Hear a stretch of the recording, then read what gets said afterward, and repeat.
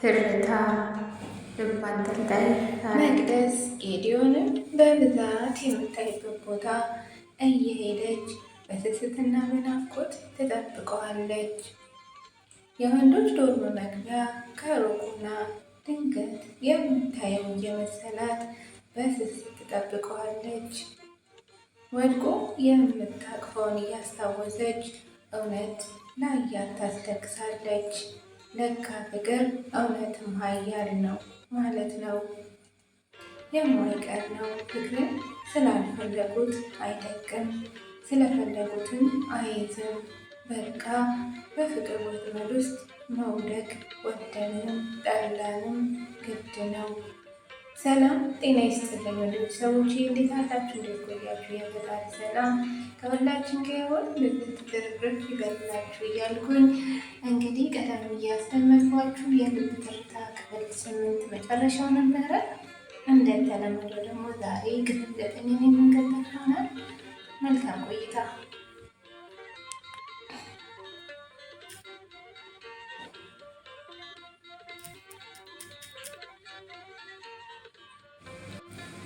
ምሽቱ በጭፈራ ቅልጥ ብሏል።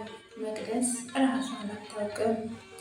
ከዮናስ ጋር ታብዳለች፣ ትጨፍራለች፣ ትዘላለች፣ ታቅፏለች። ብቻ የዮናስ ጓደኞች መሸነፋቸውን አመኑ።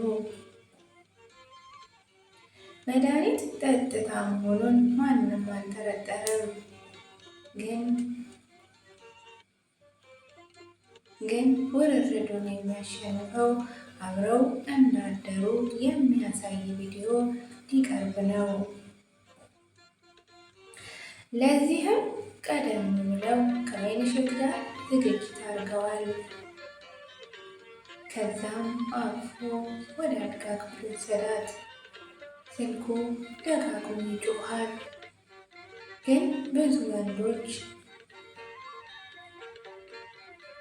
ብዙ ወንዶች አድንቀው ያላገኙት ገላ መዳፍ ላይ መሆኑን እያሰበ ሊያነሳው ፈቃደኛ አልነበረም።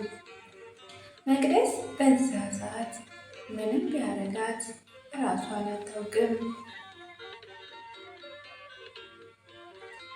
ተዘርግታለች፣ ተዘርራ ሌላ ዓለም ውስጥ ነች። እሱም በአንድ ድንጋይ ሁለት ወፍ ማለት ይህ ነው አለ በአንድ በኩል። የውርርዱ ከፍተኛ ገንዘብ፣ ሌላው አስደማሚው የመቅደስ ገላ ደስ አለው። ከዛም ልብሱን ሲያወልቅ ስልኩ ድጋሚ ጮኸ። ተናዶ ሊዘጋው ሲያይ አሁን ካሰበው የውርርድ ገንዘብ 2 እጥፍ የሚበልጥ ቢመስለው ዮናስ በብር ቀዳው አልወድም። ሲኦል በር አለ ቢባል እንኳን ገነት ትቶ ሲኦል እንደሚገባ አያጠራጥርም።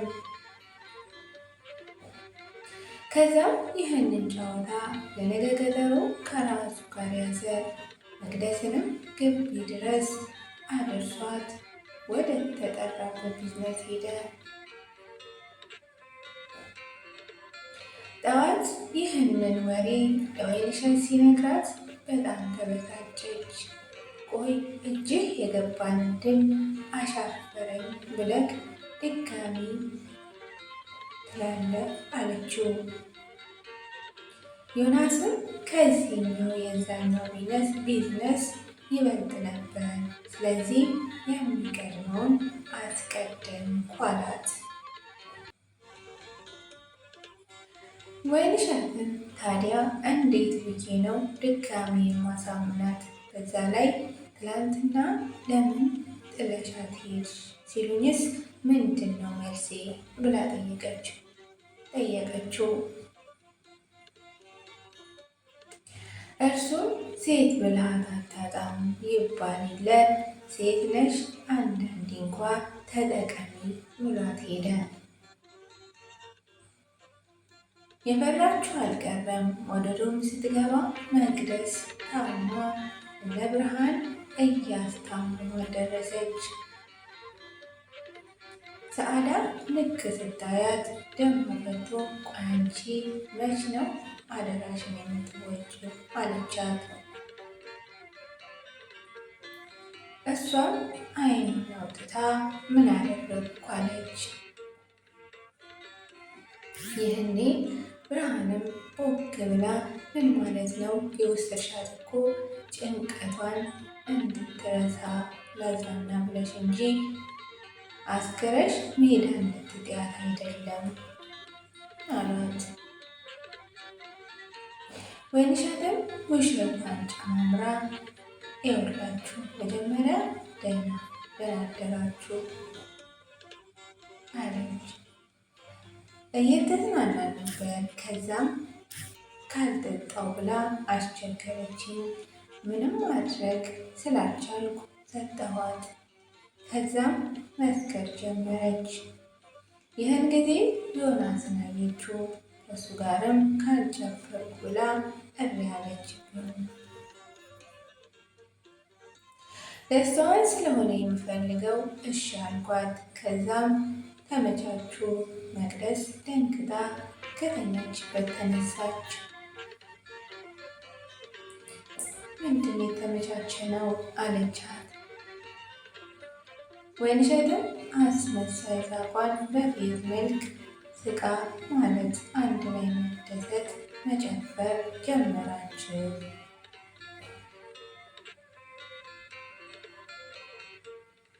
እርሱም አብራኝ ትሆን እሸኛታለሁ ሲለኝ ያው እንደወሰደ ከኛ በላይ ውለታ ውሎልሽ የለ አብራችሁ እንድትሆኑ ትቼ ከፍቅረኛዬ ጋር ሌላ ጭፈራ ቤት ሄዱ አለቻት። ሁኔታው ቢያጠራጥራቸውም 50% አምኗት። መቅደስ እንደ በፊቱ መሆን ተስኗታል። በደንብ አትበላም፣ አትጠጣም፣ አትማርም፣ አትተኛም። ውበቷ ባይደበዝዝም ጉስቁል ብላለች። የጌዲዮን አለመምጣት አድራሻው መጥፋቱ ሙሉ ለሙሉ አምናለች። በዚህ ከቀጠለች ትምህርቷን ማቆሟ የማይካድ ነው። በእርግጥ ጌዲዮን ከሄደ 2 ሳምንትን አስቆጥሯል።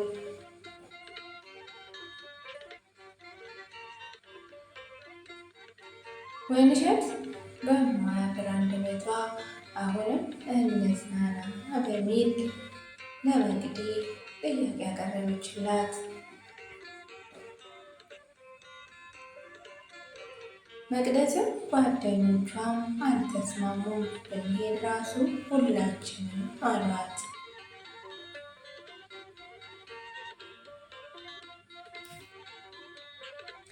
እንደ ትናንቱ ለማሳመን ጣረች። የሚያምናት ግን አጣች። የዮናስን የወይንሸት እቅድ ግብ ሳይመታ ቀረ። ዛሬ ደግሞ ቀኑ ሌላ ነው ለመቅደስ። ይህና እንግዲህ ክፍል 9 እዚህ ላይ ያበቃል። የልብ ትርታ ወደ ቤተሰቦች እንግዲህ እንደተለመደው ሼር ላይ ኮመንት ላይክ እያደረጋችሁ እንድታበረታቱኝ ስል በአክብሮት ጠየቅኩኝ። ሰላማችሁ በያላችሁበት ይበላችሁ። ሰላም ሁኑልኝ።